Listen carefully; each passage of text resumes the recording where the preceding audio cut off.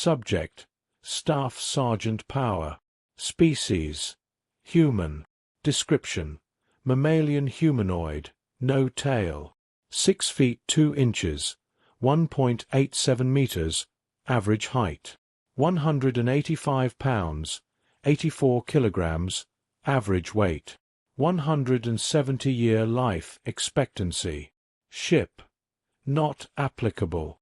Location: seul. How many? I asked over the comms.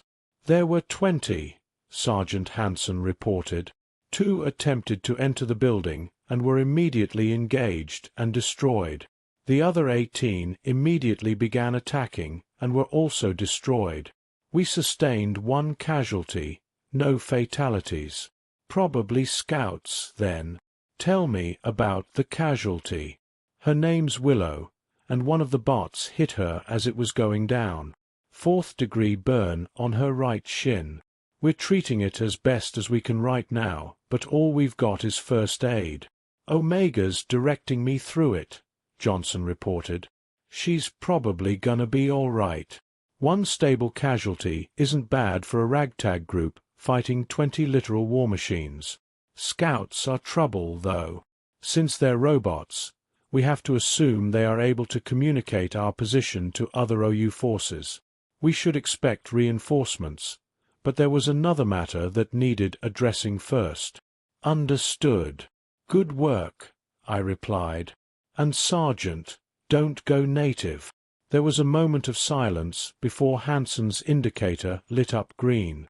The indicators have a lot of different meanings depending on the context, and in this case I chose to think it meant that Hansen understood the order and would comply. The reason he didn't verbally acknowledge the order is likely, so I wouldn't hear the shame in his voice from my chastisement.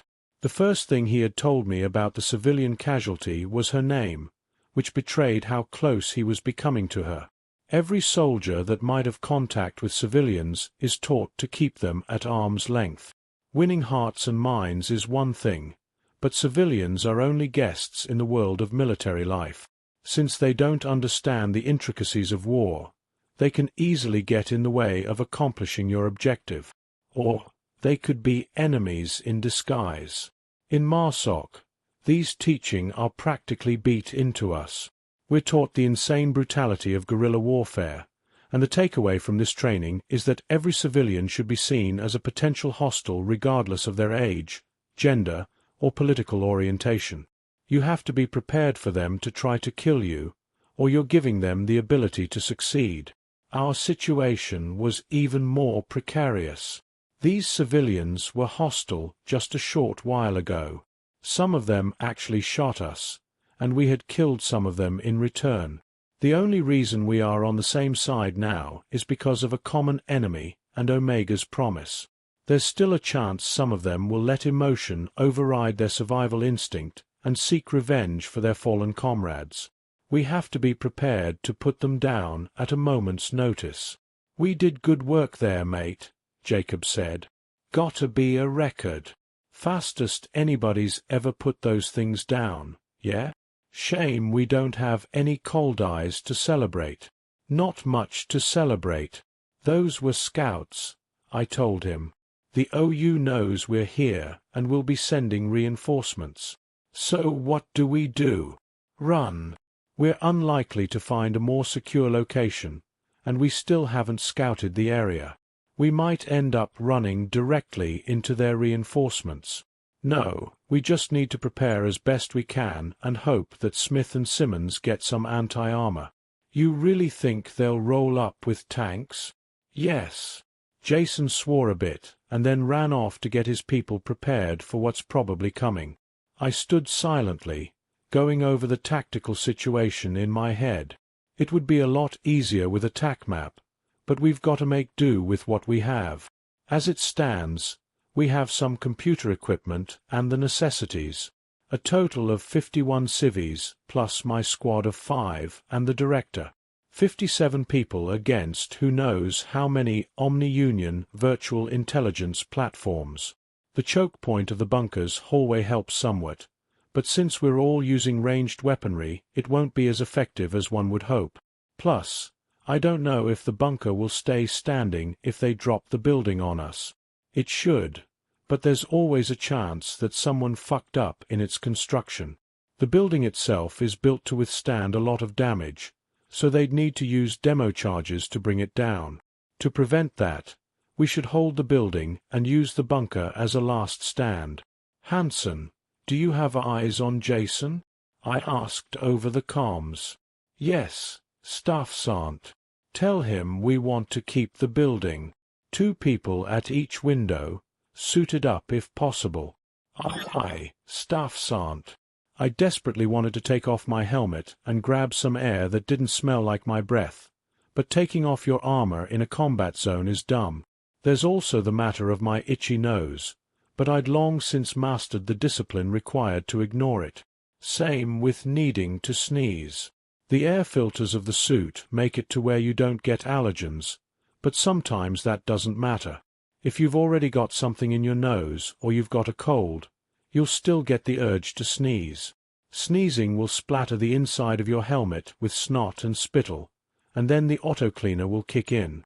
The smell of burnt saliva and mucus is a particular kind of hellish, and it will stay with you for hours. Just when you think you've gotten used to it, it'll assault your senses again. Staff Sergeant, would it be possible to adjust the cameras at the front of the building to give me a view of the surrounding area? Omega asked. I'll check, I replied. I left the relative safety of the bunker and traveled the long hallway to the building proper. To the right of the hallway was the security checkpoint we had entered the building through, and the guard who had been at the desk avoided looking at me as I walked toward the front entrance. It was hard to tell if he was feeling guilty about selling us out, or if he was angry about our current situation.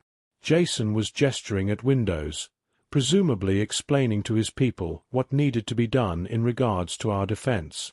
I pushed open the front door and stepped out of the building, then checked around. There were broken robots littering the steps and street, but nothing on the horizon. It would hopefully take a bit of time for the OU to form a response. I looked up to where the cameras should be, and saw 2 of them. One was on the left of the building, about 10 feet below the roof. The other was mirrored on the right of the building. A 20-foot climb or a 10-foot descent. Going to be awkward to reach. You got eyes on? I asked the AI. Yes.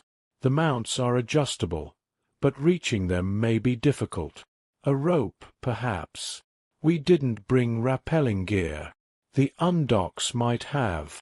I sighed and stepped back into the building. Jason was still talking to his people, so I waited until he was done before I approached him. A hush fell over the room as the other undocks stopped talking to each other and instead focused their attention on Jason and I. Day, Staff. What brings you out of the bunker? Jason asked when he noticed me. How are things? I asked. Well, morale's pretty pumped up.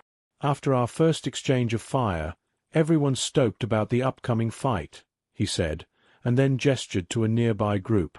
There's some nervousness about the others, though. Had 4 take the APC to check on them. The others? Yeah, the group with the ankle-biters. We left them hiding in the basement of a nearby grocer's. I see.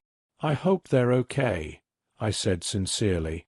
Do you have rappelling equipment? Rappelling equipment? He asked. I don't think so, mate. Why? Omega wants to reposition the cameras out front so it can get a better view of the surrounding area. Excuse me, sirs, someone asked. I have some rope in my bag. Jason and I turned to look at the young man jogging over to us. He was one of the unarmored undocks, his brown hair and green eyes on show for all to see. From his looks, he was barely older than the children that Jason had mentioned earlier. The group that he had left were looking everywhere except at us, as if embarrassed by his interruption. What kind? Jason crossed his arms. About 40 feet of prop rope, sir. Polypropylene rope? I asked. Yes, sir, the young man answered. That won't hold us, I said to Jason. "It would be iffy even without our guardian suits." "Christ alive, how much do you lot weigh?" he asked incredulously. "All of my men are Gen-Alts, bigger and thicker than normal humans." Jason laughed. "You said it, mate. Not me." I shook my head disapprovingly and noticed the young man gathering his nerve with a subtle gulp. "I can do it, sirs." Jason and I studied the young man intently. His expression was one I'd seen dozens of times. Someone who is in a situation that they can't control, wanting to be useful to take back some of that control. It was an expression that pains me to see on someone so damned young. "What's your name?" I asked. "Noah, sir. Noah Bailey." "Noah, you'll be having to do this outside without armor," Jason explained in an uncharacteristically serious tone. "You understand what could happen, right? I could get killed, sir. Not just killed. You saw what happened to Willow, didn't you? There's a chance that her leg's never gonna work right again. She might end up dealing with intense pain every day until she dies. The best thing that could happen to you is either nothing or a minor injury. The second best thing is death. You get it." Ido. "We could have someone else do it," I interrupted. Noah looked like I kicked him. "With respect, sirs, it's my rope." Jason sighed. "It's not like we can't take it from you, but who am I to stand in the way of a boy becoming a man? I'll get a few guys to go up top to guard you, mate." Jason slapped the boy on the back and walked off. Noah looked at me expectingly, and I let out a silent sigh myself. Whatever is in charge of the universe loves spilling young blood, especially from those who are brave. "I'll have one of mine accompany you to the roof. We're expecting more OU, and we don't know when they'll be arriving. You need to work fast. Every second you're out there is dangerous."